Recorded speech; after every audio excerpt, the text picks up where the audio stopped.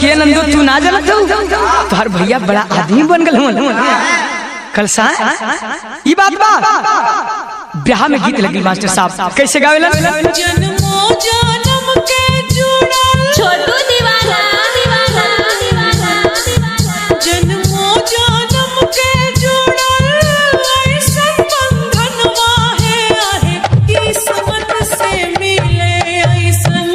घरवा आंगनवा है आहे किस्मत से मिले ऐसन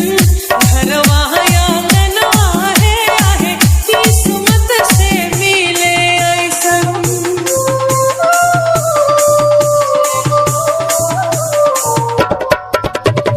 डीजे डीजे डीजे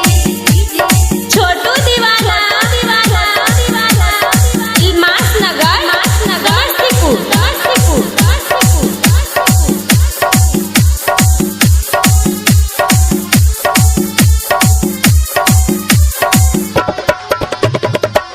सास ससुर माने माई बाबू के ऐसे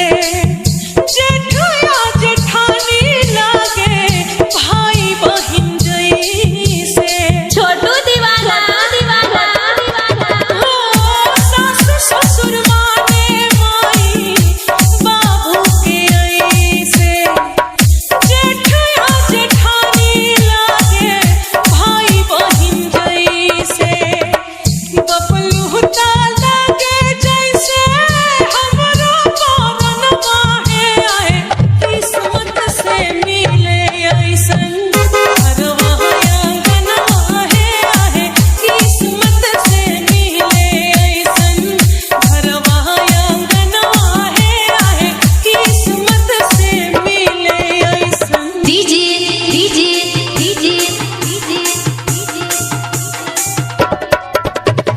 छोटू दीवाना दीवाना दीवाना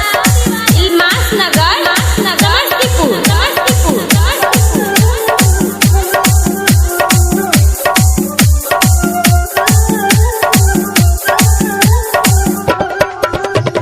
लेके जन्मवा हो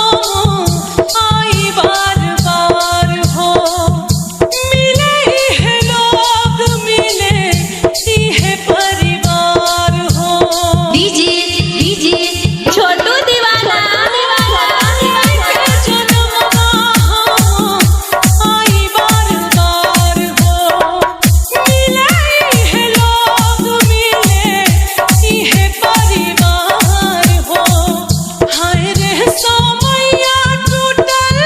दिल के अरमनवा है आहे सोचल सपनवा रही कोइल सपनवा है आहे सोचल सपनवा रही